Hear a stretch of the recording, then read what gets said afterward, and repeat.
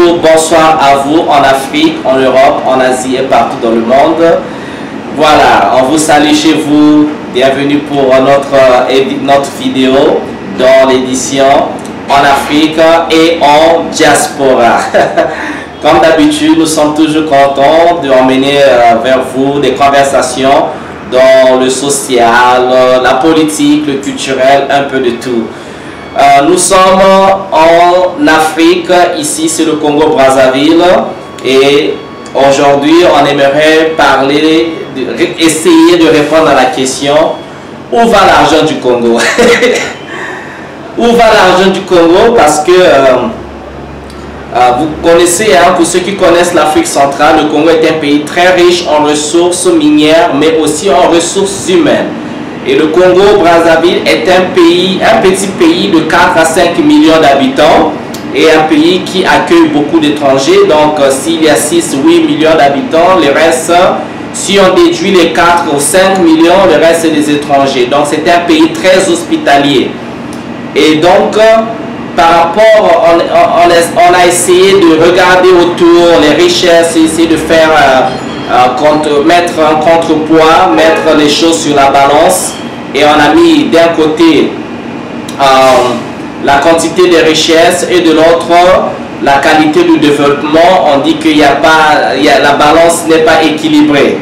Alors on essaie de comprendre pourquoi autant de ressources et pourquoi il n'y a pas eu de transformation de la société ou une industrialisation de la société au même titre que les nouveaux mondes comme Dubaï, Qatar et l'Arabie Saoudite. Pourquoi?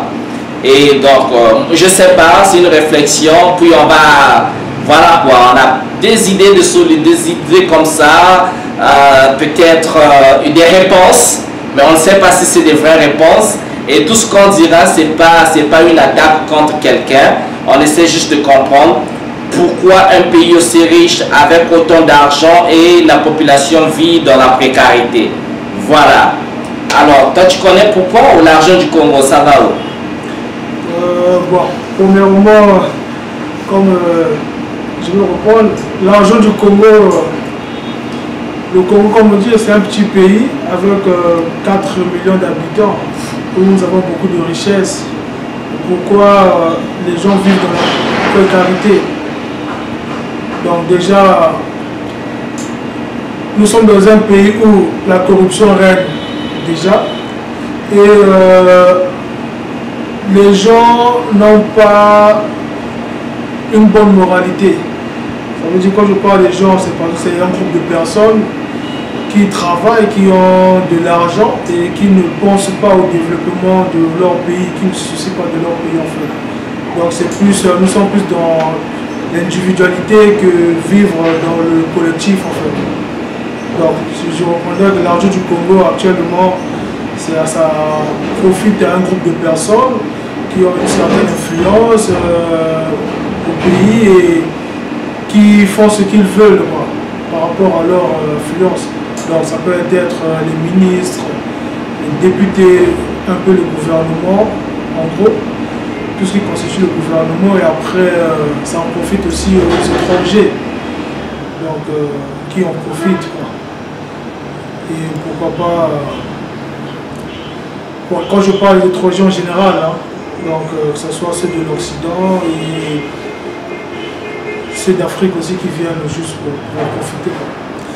Ah là là, ben donc à entendre ça, la corruption, l'égoïsme, l'individualisme, parce qu'on note beaucoup de réussites individuelles, mais par contre les réussites collectives, bon, on ne les compte pas assez, et ce qu'on prônerait.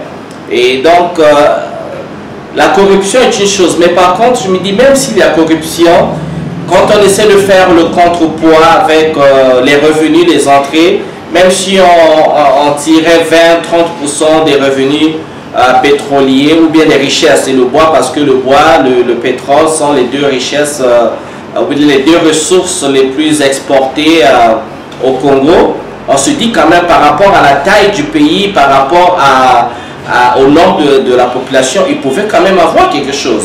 Et je ne suis pas en train de dire que le Congo c'est la misère totale, les gars, ok?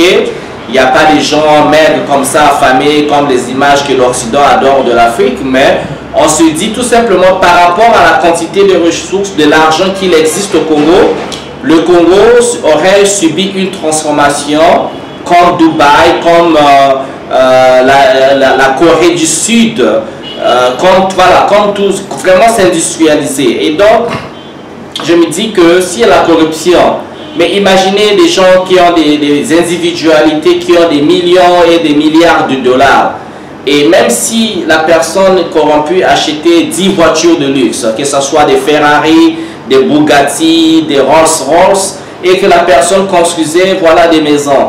Mais on se dit quand même que ça ne suffirait pas, parce que si on prend une Range Rover Velar par exemple, ça coûte dans les 100 000 $, n'est-ce pas? Ça c'est le cas quand c'est neuf. Si c'est une occasion, bon, peut-être 80 000, 70 aujourd'hui, tu peux trouver ça 60 000 $, ce qui te revient. Donc ça va varier entre 30 millions et 50 millions de francs CFA. Et il y aura toujours beaucoup d'argent qui va rester. Et même si on construit des maisons, parce que l'argent à un certain niveau, quand on a 100 millions, 500 millions de dollars, 1 milliard de dollars, c'est une fortune. Et on peut transformer toute une société avec.